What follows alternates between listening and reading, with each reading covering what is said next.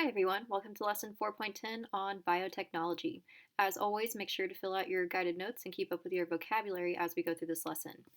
And another thing to keep in mind as we go through this lesson is biotechnology is a really large topic, and we are simply having an introduction to this in today's lesson. So keep that in mind. We are not getting into a ton of detail, but this is a quick introduction.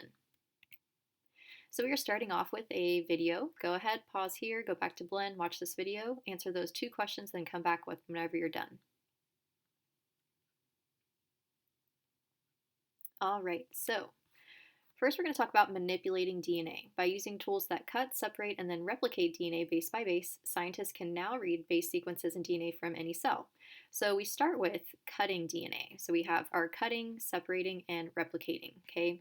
So for cutting DNA, we have these things called restriction enzymes, and they are highly specific substances that cut DNA molecules into precise pieces. And the pieces are known as restriction fragments. So here's kind of more on that cutting DNA, and here's kind of a good image. But a restriction enzyme is like a key that fits only one lock. The example of this EcoRI enzyme below shows that it can only recognize the base sequence GAATTC. It cuts each strand of DNA between the G and A bases, leaving the single-stranded overhangs with the sequence AATT here. The overhangs are what we call sticky ends because they can bond or stick to a DNA fragment with the complementary base sequence. So now back to manipulating DNA. Okay, our second step is separating. So we are here, separating DNA. Gel electrophoresis is a tool that we use to separate DNA. So once DNA has been cut by restriction enzymes, scientists use a technique known as gel electrophoresis to separate and analyze the differently sized fragments. So here's a little bit more kind of on how gel electrophoresis works, but it's used to separate DNA fragments. After being cut, the fragments are put into wells, okay, down here, on a gel that's similar to a slice of gelatin. An electric voltage moves them across the gel. So here we have that power source. This is kind of that second step where they're starting to move. The shorter fragments move faster than the longer fragments. So within an hour or two, the fragments all separate, each appearing as a band on the gel. So this would kind of be like that final product. And then the last step, we also have reading DNA. Okay, so here's a good image of that.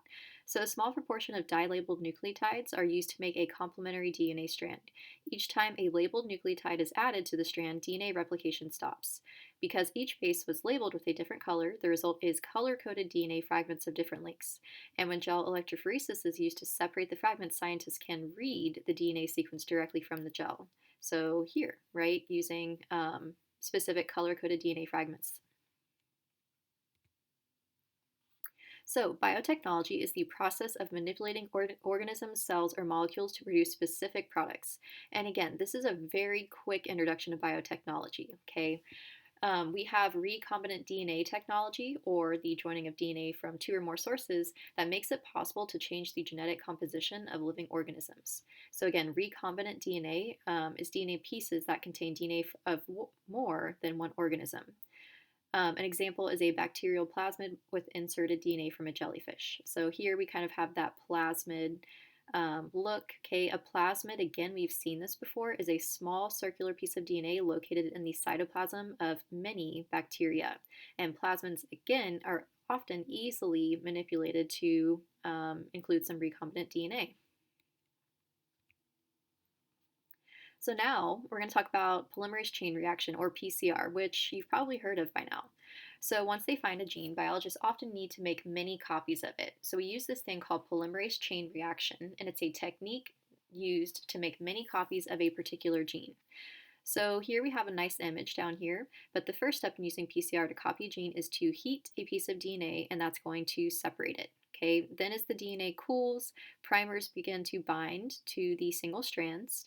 Next, the DNA polymerase starts copying the region between the primers, and then these copies can serve as templates to make more copies. And then as we make more and more copies, each cycle doubles the amount of DNA.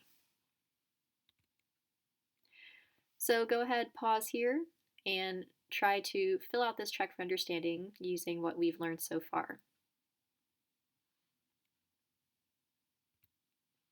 Okay, so restriction enzymes can be used to cut DNA to combine pieces of DNA from different organisms, forming what we call recombinant DNA.